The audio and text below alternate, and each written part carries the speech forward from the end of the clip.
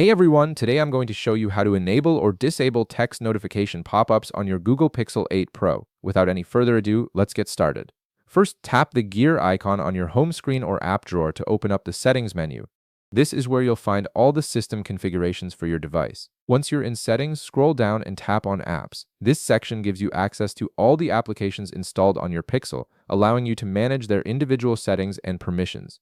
Now, for this tutorial, let's use the Messages app as an example. Tap on Messages to open its settings page. This is where you can control how the app behaves, including notifications, permissions, and storage usage. Next, tap on Notifications.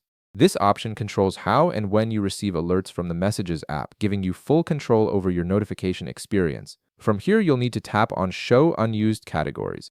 This reveals additional notification settings that aren't displayed by default, giving you access to more granular controls over how your messages appear. Now tap on Default Settings and then select Incoming Messages from the list.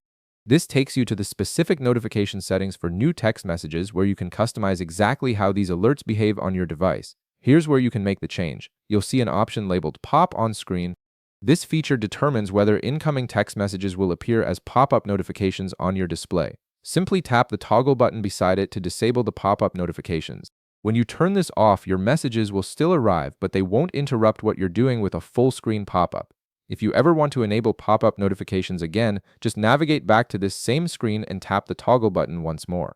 The setting will turn back on immediately, and your incoming messages will start appearing as pop-ups on your screen again. And that's it. You've now customized your text notification pop-ups to work exactly how you prefer. If this video helped you out, be sure to leave a like, subscribe, and I'll see you in the next one.